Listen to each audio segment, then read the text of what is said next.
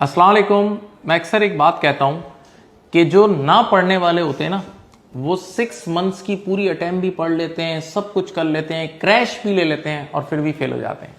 और जो करने वाले होते हैं वो आखिरी 10 दिन, 12 दिन, 15 दिन में भी काम करके आगे निकल जाते हैं। मैंने बहुत सारे अपने रिवीजन डेज में बच्चों को मोटिवेट करने के लिए बोला है और मैंने उनको स्टोरीज भी सुनाई है। तो इत्तेफाक से आज ये मेरे एक स्टूडेंट है और बड़े काबिल स्टूडेंट है, शहीर नाम है इनका।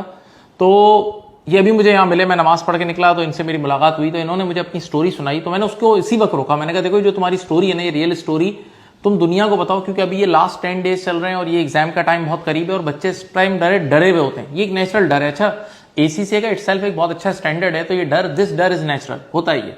तो इनकी स्टोरी मैं इनकी जबानी ये सुनाएंगे कि इनका F7 किस तरह क्लियर हुआ। बेटा प्लीज। सर दरअसल जून अटैम्प्ट के बाद जो है वो मेरी तबीयत बहुत ज़्यादा ख़राब हो गई थी। कुछ रीजंस की वजह से मैं हॉस्पिटलाइज हो गया था और मेरा 1 से 1.5 महीना हॉस्पिटल में ही गुजरा। फिर उसके बाद मैंने पेपर बुक करा लिया था ऑन द सेफ साइड के मैं कोई अटैम्प्ट अपनी लूज़ नहीं करना चाहता था, लेकिन मुझे नहीं लग रहा था, मेरी फैमिली को नहीं लग पा रहा था कि मैं जो है वो ये पेपर दे सकूँगा और पास कर सकूँगा। लेकिन मैं बहुत ऑप्टिमिस्टिक था और बस मैंने जो है वो आखिरी के 15 दिन मुझे टाइम मिला, मैंने कोशिश करके जितने जल्द से जल्द सुबह शाम अपने लेक्चर्स कवर किए और बेसिक कॉन्सेप्ट्स को जो है वो अपने दिमाग में बिठाया और बस याददाश्त के सहारे अपना F7 देने गया और अल्हम्दुलिल्लाह मैंने वो पेपर जो है वो पहली अटेम्प्ट में 62 पे क्लियर किया। Excellent excellent. अब देखें यहाँ इसमें लेसन क्या है कि वो बच्चा जो अगर वाकई पढ़ने वाला हो ना, तो वो सिर्फ लेक्चर अटेंड करके भी क्लियर कर लेता है। आप देखें, वैसे हम रिकमेंड ये करते हैं, मैं ये सबको मैं खुद क्लास में हाथ जोड़ता हूं कि बुक रीडिंग भी करो, दोनों एग्जाम किट्स करो, एसीसी स्टडी अप सब कुछ करो और रिकमेंडेड भी यही है।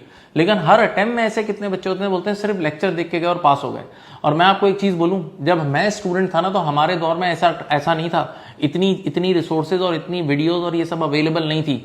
बल्कि शायद हमारे दौर में हमने शायद ऐसे टीचर से भी नहीं पढ़ा कि जो हम रोज की बेसिस पे इतनी पोजीशन लगा रहे हैं। आपको सोचो कितनी बड़ी मोटिवेशन है कि आप जिस टीचर से पढ़ रहे हो उसकी रूटीन पोजीशंस आ रही हैं, रूटीन रिजल्ट्स पोस्ट हो रहे हैं, तो आपको कितनी मोटिवेशन होनी चाहिए कि मेरा हाथ जिस बंदे के हाथ में वो इतने लोगों को सक्सेसफुल बना चुका है। आप सोचें, तो ये आप सबके लिए बहुत मोटिवेशन है। तो लास्ट 10 डेज में स्टे मोटिवेटेड, स्टे कॉन्फिडेंट और best of luck for your exams. Thank you.